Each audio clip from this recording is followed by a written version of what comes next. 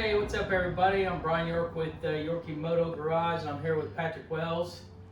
And we are going to talk about the world of mini bikes and three-wheelers and anything with wheels today. So Patrick, let's start with you and tell us a little bit about your site and Sure. what you got going on. Well, first of all, nice to meet you, Brian. We've talked several times online, but never in person. I'm Patrick Wells, Southeast Vintage Cycle Rescue out of North Alabama. Just happened to be in Indiana over the weekend picking up some three-wheelers and stopping along the way and meeting up with all my friends. And I definitely didn't want to miss seeing Brian because he does some top-notch CT70 restorations. I think he kind of wants to show us around a little bit today. Yeah, we've got some projects going on here in the garage. Been super busy with different various projects. Mostly I do Honda 70s and 50s. I don't have any 50s in the work right now, but mostly we're going to do the Honda 70s. We're going to start off with this one right here. This is a 1970 Honda CT70 3-speed model. This color is a candy gold. They made the CT70 candy gold, and then they made it in a candy sapphire blue, and then they did our candy ruby red in 1970 in the 3 speeds. And this is for a customer. And then over here on the stand over here, this is also an H model. Or I'm sorry, this is an H model, but it's 4-speed. They made this in a candy emerald green, and they made it in the candy topaz orange, and then the what was the other color? They did another color, candy blue green. So, and then we've got a candy blue or a candy emerald green here on the corner over here. This was completely fully restored. We just finished it up about 2 months ago. Beautiful bikes, completely restored. It's another 4-speed. 4-speed, that's correct. K0. Yeah, 1970. Now, do you, on your chrome fenders and whatnot, Brian, are those re-chromed or are those the original Hondas? The original, the one on the back is an original Honda. You still get those in the package from Honda. The front ones, they don't make them anymore, so I send that off to the chromer to have it re-chromed. Then the original muffler, they still make those, and then the shields and everything you still get. So now these are the original guard. I always have those re-chromed. That's a beautiful bike. The handlebars, those are original handlebars. I had those sent off and had them re-chromed. A lot of times those are non-repairable. Sure. So anytime I get a set, I always try to keep them, have them re-chromed if they're not bent and torn all to heck. Do you have a chromer in Indiana you use, or just go out of state? I don't. I have to go to Texas to get my chroming done. But the guy over there does a really good job. It's fairly reasonable. Super nice. We go back through and we do the wheels back in original Honda Cloud Silver. Every nut and bolt on this bike has been re-zinc plated and put back in place where it was original. I don't put aftermarket bolts in. I put everything on the Honda bolts. They'll have a little number 8 on them, and that's how you know what's original and what's not original. But we go back and through over here, and what we do is send everything off to polish, like the hubs and the triple trees. Take all the triple trees and polish them and go through a polishing process. And then the intakes, any of your timing covers, I send them off to have them polished. These are all polished and ready to go on your next job, right? The springs for the shocks, I completely take those apart and restore the shocks back to original. I don't use aftermarket shocks. I use the original shocks.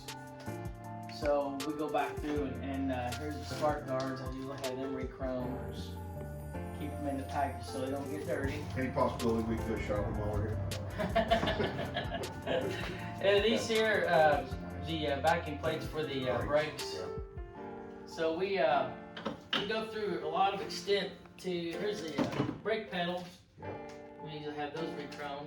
Anytime you can save a little money re-chroming, a lot of times it's cheaper to do re-chroming than it is actual to get aftermarket. And it's better. And it's better because you're using original parts. Now, do you do many K1 70s? I do a few K1s. I did one about 6 months ago and it sold pretty quick.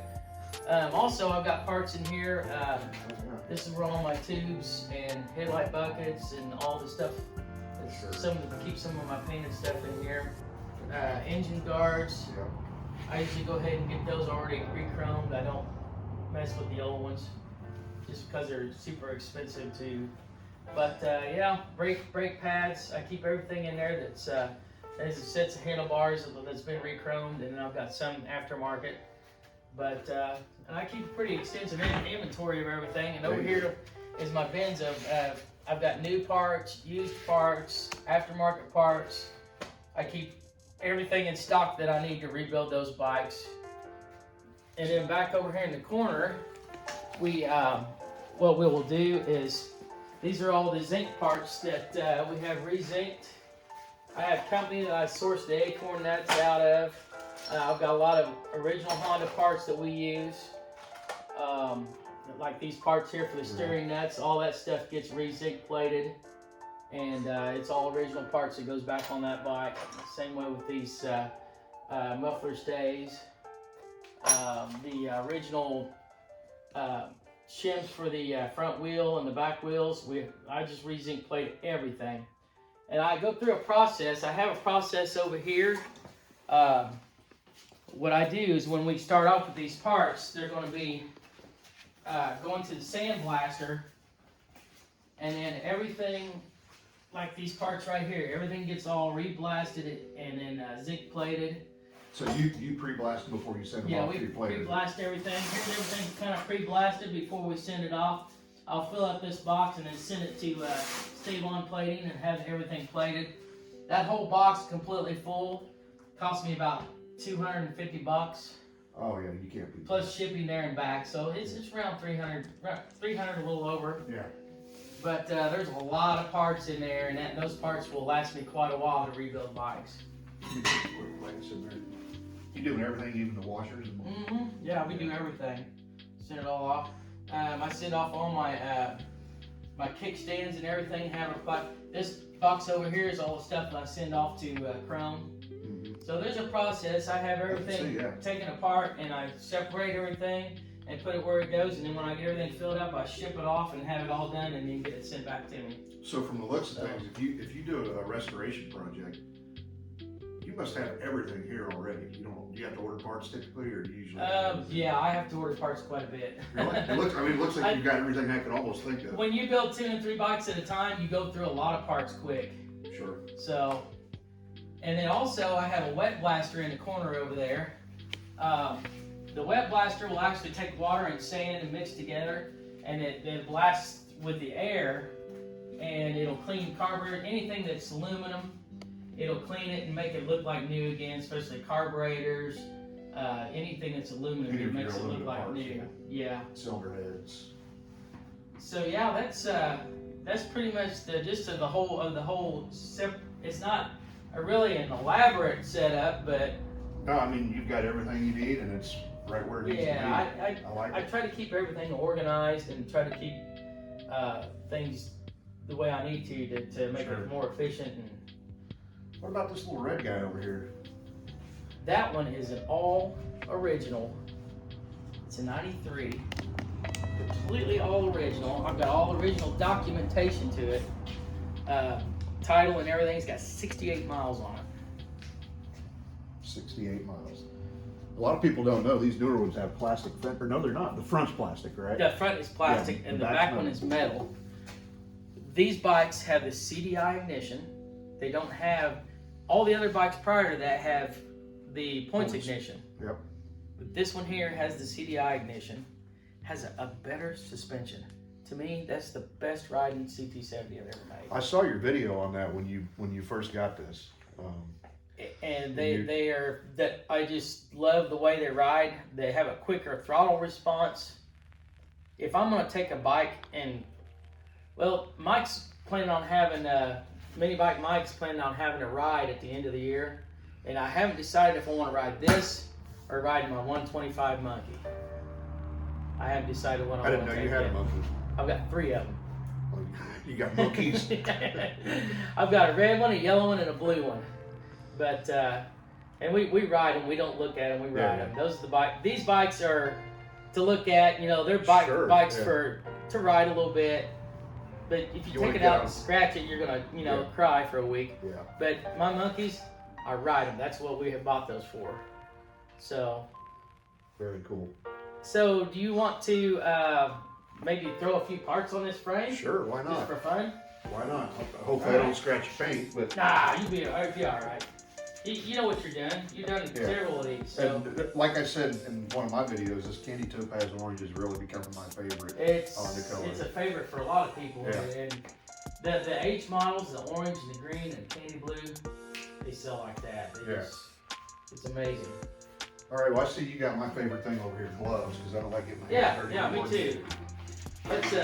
Let's put some gloves on and let's throw a swing arm on. That'd be really easy to start off with. All right.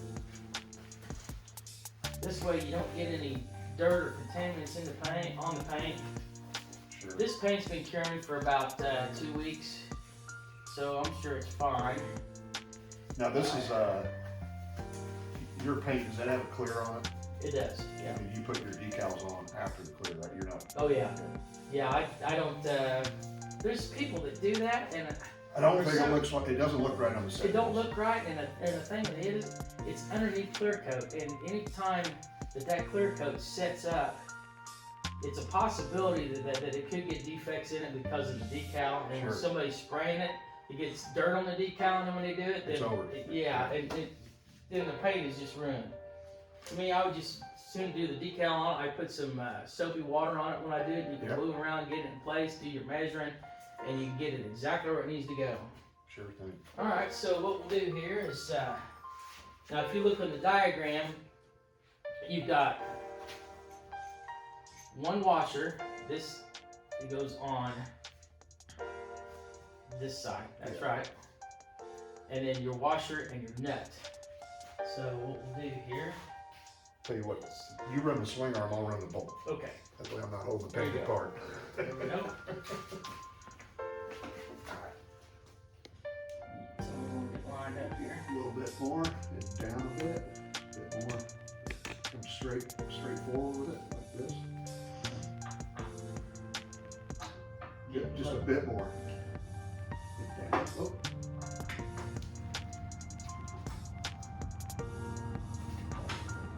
There it is.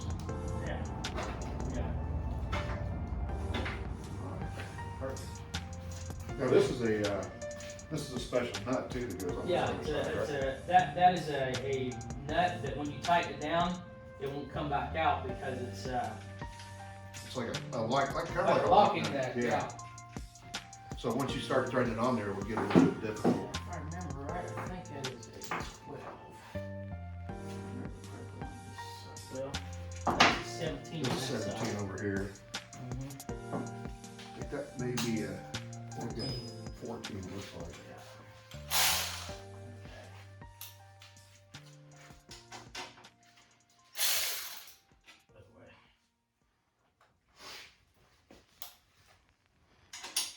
So you went to see Mike, I did.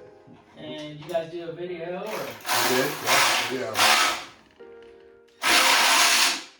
Right. We did a nice walkthrough of his shop, and we did another one, like a Will It Run on the CT70, but I'm not going to spoil that one because I think we're both going to drop it at the same time. Okay. Sleep seat flash there. I got some, I didn't know it, but I just stuck that up there. I didn't even bolt it down. So I'm going to guess that you probably have the lengths of these and sizes of these bolts all memorized by location, Oh, yeah. don't you? Yep. Yeah. So there's an M6 by. Yep. Mm-hmm. Yep. Yeah. These, depending on what you do, some of them have washers coming down. These usually don't get the washer. 10 millimeter on that. Yep, 10 millimeter. Get started. I'll rash them down.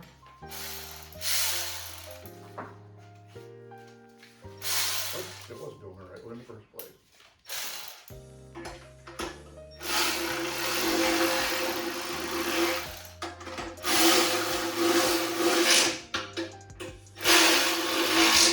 They're just snug if you want come Yeah. back and torque it Yeah, I'll down. come back to torque later. Now, what I've already done, and I probably didn't show this, this is how I do this, it's a lot easier. I take this and slide this back like this. Of course, I got swing arm on there now, but that just locks in right there. Now, the thing about this with this stand is you can set this back and we go ahead and put the two nuts on here. Now, go ahead and clean these holes out when you do this, so that when you put these nuts on, it'll actually get good contact in there, so your coil will get good contact. And I went ahead and put the coil in there ahead of time. But that's one of the first things you want to do, because once you put the motor in, you Real forget small it. hams. Yeah. Yeah. So, I like how that's a good idea, swinging back like that. Mhm. It's so much easier. yeah, I built this stand from scratch. You can buy stands. I've got a TV Trail Buddy stand that works really well too. But this one that I built, I like it really I well. like the roll around feature you got going on. Mhm. Yeah, the good thing about this, if I'm not working on this project, I can just kind of throw it in the corner, throw a cover on it, and then I can come back to it whenever I need to. Okay, so what I really like to do when I got help is actually do this fork. Yeah. Now, what we've already done is I went ahead and taken these bearings, put the grease in it, put it on the top race. There's 21 bearings on top and 21 bearings on the bottom. Okay, so what we're gonna do, if you wanna hold this up, I'm gonna get some grease here. And, uh-oh, somebody's jamming my battery. Oh. Let's flip this over here for a second. Yeah. So what we'll do here is we'll slap some of this grease in here. And what this does is when you do this, you'll actually, and you don't care too much about getting too much grease on here, because if you do, you can clean it off later and once you get that thing to the top of it. But you gotta get enough grease to go all the way around this ring here, so that when you put your bearings on there, it'll sit on there and it won't move. So, Yeah, think of that grease like glue, because these bearings are loose balls, Yeah, and this will exactly. hold it on there. so, I'll take this rag here, get this off my finger so it won't stick to me. Okay. So I've already got 21 bearings counted out here, and we're just going to take them one or two at a time here and just kind of slap them on this race here. I don't know about you, but every time I order parts, I usually order 4 or 5 of those balls, just because they always seem to get lost. I tell you what I do is I reuse the old ones, I try to, but and inevitably one will go rolling off when I take it apart. yeah, it happens. It does. They are not, and I don't know why Honda did it this way. Probably to save money. Well, you know, even the big bikes from this time period are the same way. Yeah, I don't understand that. You can buy these with the race on them. Yeah. But you know what? I like going old school. It's cheaper. And it worked Yeah. all those years. I'm kind of cheap wad, so I can save money on something that's simple like this. You know, these bearings I think you can get for like $12 for the whole set. Yeah. But if you go get it with the race, it's like $22. I mean, that's a big difference in price. So tell them a little bit about your ATC projects and some of the other stuff you got Yeah, going on. so while Brian's doing this, we're up here in Indiana, ran across a guy on a Facebook group for cars, ironically, that I'm on, and I saw a picture of an ATC70 Christmas special in the background of one of his posts. So I dropped him a note, just, hey, see you got a Christmas special, what's going on? He said, well, wait till you see what else I got. He started sending me all these pictures of these ATC70s and the parts he's been collecting since the 80s. And originally I was just gonna buy the ATC70 frames from him, and he said, well, I have a whole bunch of new old stock parts. And these are the 73 to 74 first gens. So we cut a deal on the frames, and then he said, well, what about the new old stock parts? So he started showing me what he had, and it was a done deal at that point. So not only did I get all the frames and a ton of parts to go with those, I got a brand new old stock 1974 fender set for an ATC70. Still has the Honda labels, still in the Honda bags. One of them is. So it was quite the trip. Okay, so I've got all those on there. Hopefully they'll stay on there until we get over to the, I'll walk it over there for you. You got everything you need yeah, to I've do got that? everything I need. Alright. And we can slide up in there real easy. Yep. We can get this dust cap in there.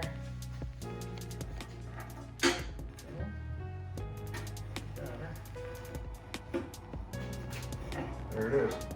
There, perfect. I've got that on there.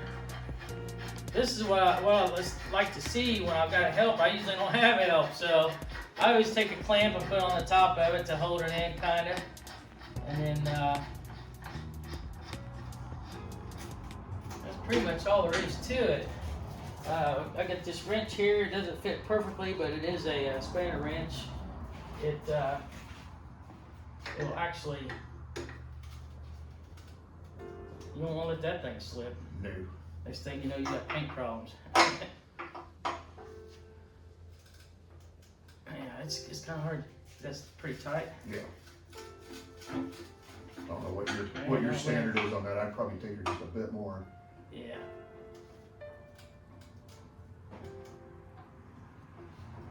Now, a lot of times, if you're afraid that you're going to do something, you can take a piece of tape and put right here. Or you can take a rag. A lot of times, you just take a rag like this and put over this while you're doing that. If it does slip, you're going to hit the rag and not actually. I've done a few of these, so I know. Come here with the camera real quick and look how beautiful this paint is. You'll understand why he wants to put that rag on there. I'd have done the same thing. That is just. It's got a really good deep tone to it, and it's not real dark. This bike shouldn't be a burnt orange. It should be a mid-range orange, and I think the guy did a pretty good job of doing this. You ever watch Kaplan Cycles? Ken Kaplan? No, I don't think I have. There's a joke about King Topaz Orange that I have with him, but if you haven't seen him, it wouldn't make sense. Yeah, we're just gonna wipe all this Sure. excess off over here. A lot of times what I'll do is I'll go ahead and move these around like this a few hundred times. A lot of times what'll happen, that helps set the bearings in there. And then after you do that, after a while, you can go back through and torque it a little bit more. A lot of times bearings can have a little bit of a... They gotta get kind of in their spots. They gotta get set. Yeah.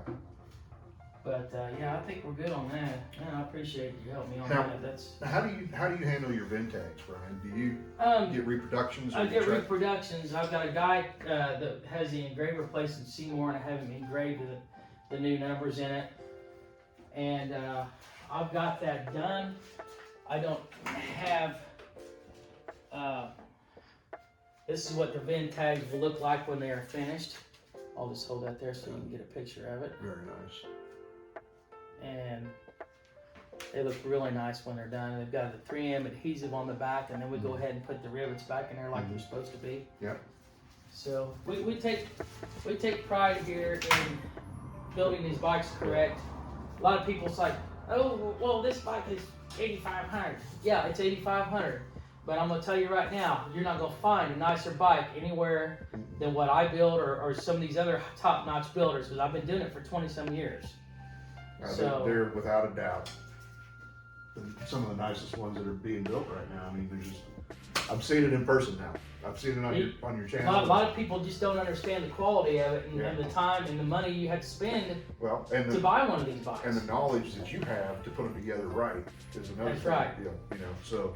And a lot of people just don't understand, 8,500 is a lot for a bike. I understand that. But if you want a good quality bike with good quality parts, you need to come to me or couple of these other people. There's 4 or 5 people out there that builds bikes right. And there's a lot of people that just throws parts on them. And they throw the Chinese parts scanning at yeah, they're not correct. And I just... Do you follow Bring a Trailer much on the CT70? I do. And a lot of times I'll see stuff on there that I think's really good. And I see stuff on there it's like, oh my gosh, that bike went for 10 grand. Yeah, and it's just Chinese parts. Yeah, it's all Chinese crap. Yeah. So you pulled a brand new Honda Fender? I did, yeah. Yeah, this is a brand new original Fender. Yeah. Like I said, I tell everybody, go buy a bike. If you want to buy one for $7,500, go ahead. If you can buy one that's got all the original parts on like this, Yeah. I guarantee you ain't gonna buy 7,500. Okay, so we've got these are kind of a booger because a lot of these original fenders, sometimes they fit really good, sometimes they don't. They're this is kind of hit and miss on these. So what I'm gonna try to do here is Get it I'm started. gonna try to get it started a little bit and then try to get the other two. Really, you know what? I'll tell you before I do that, this thing looks kind of crappy looking. Let me Some residue from the plastic or Yeah. something on it. let's clean it up a little bit. Yeah, that's brand new microfiber here. Yeah, right here. A little crazy here with it. Yeah, they put some kind of light film on there so it won't rust, and then they or do that. I think I'm gonna go ahead and change my gloves too, because Probably got a little grease on it. yeah, I do.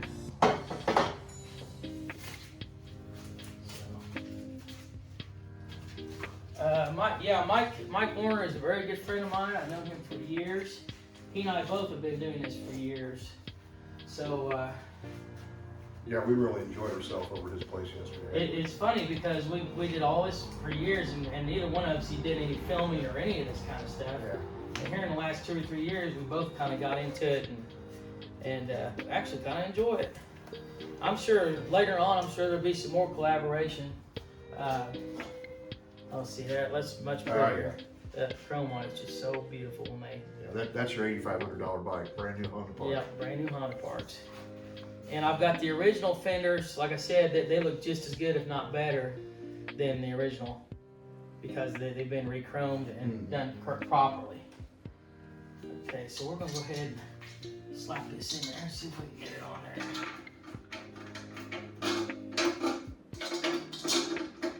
It's amazing that a lot of this stuff is still available. That's what gets me. But if you do any bikes later, they don't. Now I heard a rumor or saw a rumor the other day that somebody said Honda's going to stop selling these. Oh, really? Have you seen that? No, I haven't seen that. I think you got that. That one there might be a little crooked.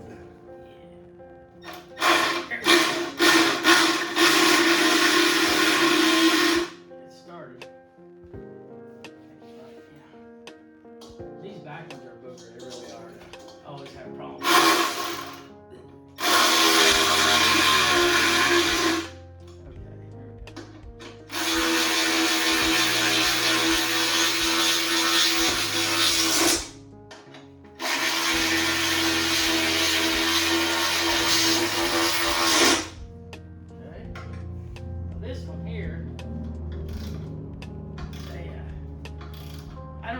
They don't make those a little bit better to get them in there, but Yeah. for some reason they don't get them to where you can actually get them in there easy.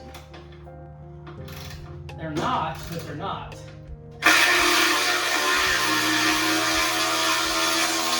There it goes. Yeah, they're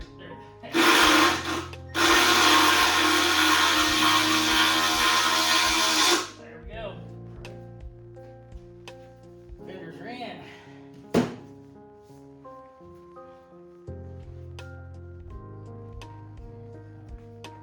That's pretty with that fender on there. Looks like it's made for it. So do you put your main frame decals on last? Is that your? Depends. What I'll do is I'll put the when I probably get some of these other parts on here, I'll just go ahead and do these. Yeah. Now on this one, the actual decal, most of them have the red here. A friend of mine corrected me a while back, Mr. Bill Schultz. He says you can't do an orange one without doing the light colored orange Trail 70. So Is it different on the orange ones? depends on who you ask. Okay. But you know what? I'm gonna do this in honor of Bill, so Make sure he knows it'll that make you him did. happy. So anyway, I'm gonna do this with the orange because it matches the orange. Yeah. Now on the red, now if you look at that one there, That's definitely a red. it's more of a red. Yeah. And on the green and the blue, then you do the red, and this one has a lighter orange Yeah. So, yeah, So I've seen enough of your builds, so I know you know where to put those decals yeah. on both of them. But my question is, do you have some measurements, or you just been doing it that long? I do. If you go from the edge of here to here, now I'd have to look at my book and think. Yeah, you don't have to. I want to say it's like 4.5 Yeah. from here to here to the top of this edge right here. Okay. So, And then yeah. obviously the orientation is pretty straightforward. And I've got a video on this that tells you how to do that and how to put stickers on. Okay. I do have a video back on and look that. at that Yeah, one. yeah, absolutely. So And then, we got one more thing that I want to do, and then I think we're finished. okay, Um, and put some wiring in it. yeah, this is pretty easy. It's pretty straightforward. A lot of people get intimidated with this. Just match the colors up. Especially on the HKO, you've got 4 wires going into it. But when you get all the wires up there, it's like it's plumbing nightmare is what they think. Yeah. But really, everything's color coded. You just plug it into. This is a brown and red. All the brown and reds go into it. The green and yellow goes into the Brake light. the brake light, and the other 2 goes for the headlight and another ground. I can't remember. I think that's that, and then this one I think is the horn, I believe. But all your reds go together, your greens, and then you got a green and yellow stripe goes to the green and yellow wire on the other stuff that goes once you get it in there. It's pretty straightforward. But yeah, I got a key switch here. Oh, shoot. Now this is really important. A lot of people don't realize this. You have to get a good contact, a good ground when you do this. And I've already done this. I take a knife and go through and scrape around the edge of this. See how it's kind of silver right there? Yes, sir. Yeah, I see that. So you want to do that because so when you put your switch in there, it gets good contact. If you don't, a lot of times the paint will get in there and then you don't get good contact and your switch don't work, and you get 100 people calling you, why is my switch not working? Well, you didn't take the proper steps to put it in correctly, so you have to go back and take your whole bike apart, take the tank and everything out of it to make it right. Much easier for just take an extra 5 seconds. Okay, so this only plugs in one way. It's and if you have any questions, you need to go back and look at my troubleshooting video. I've got, I don't know, 17,000 views on that thing. But it tells you about the wiring here with this switch, and then you check the wiring here to make sure these wires match up, because there's 2 different switches. There's a 70 model switch, and then there's a 71 through 80s model, and the blue wire is in the KO. If you get one of these that's got a black wire and it doesn't have the blue wire in it, it's the wrong switch with this KO harness. So you can go back and look at my video, my troubleshooting video, but you got to have that correctly or it won't work. Now, we're going to have a link to his channel in the description. Definitely check it out. He has a lot of good how-to videos. So we're going to make sure that we plug this green wire in. And we do this right here prior to putting it in there. It's a little bit easier. Getting the daggone thing through that hole and getting it fished up there is the hardest part. Okay, so I'm going to take these 2 together like I'm anxious this. to see what your technique is.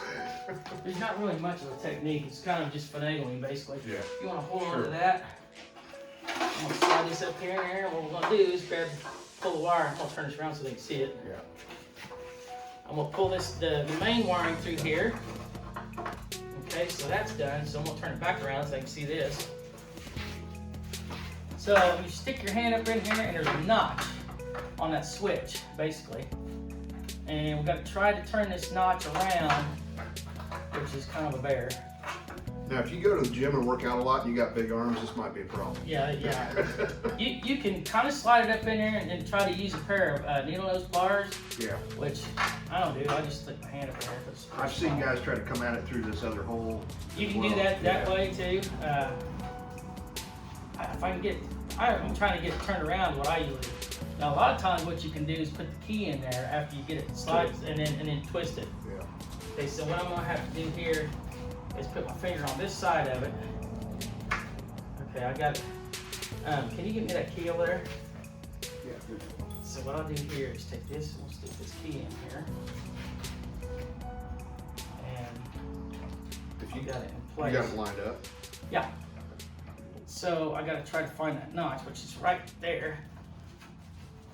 You just gotta be careful not to let it slide out and scratch your paint. There There. it goes. All right, so now, and I'm not gonna tighten this up right now. I just wanted to show you after we get the key in here.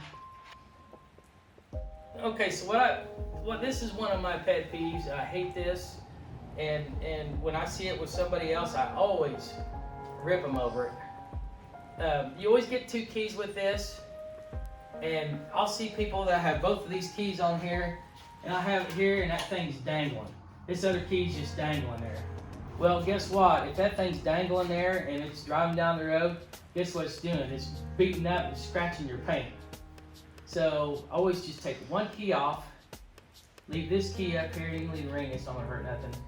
I take this key and I usually zip tie it to the handlebars when I give it to the guy, because I don't want to take the chance of this getting up there and scratching the paint. Or you can walk past it or something and actually hit it with your hand. Next thing you know, it's got a scratch in it. So it's just tools and things that I normally do that a lot of people don't do. Have you've seen the plastic caps for these keys? So Mike and I had a discussion yesterday. We were trying to figure out, was that an accessory or was that a dealer thing? It was did it both. come out? It was Yeah. both. You could actually, the dealers would actually order 50 of them, And just slap and they would it. put them on there just because it would make it look a little bit.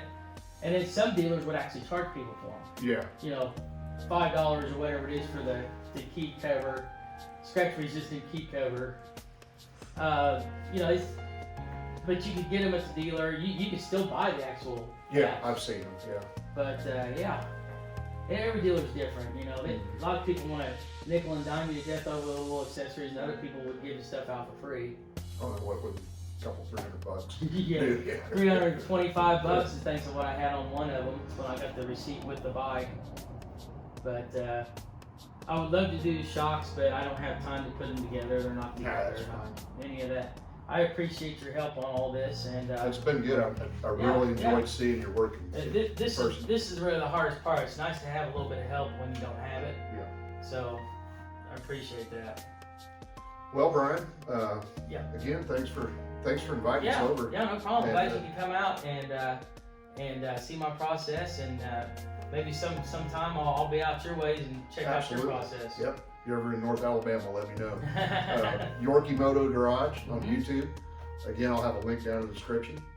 So please go check out his channel. You'll definitely get some good content over there. All right.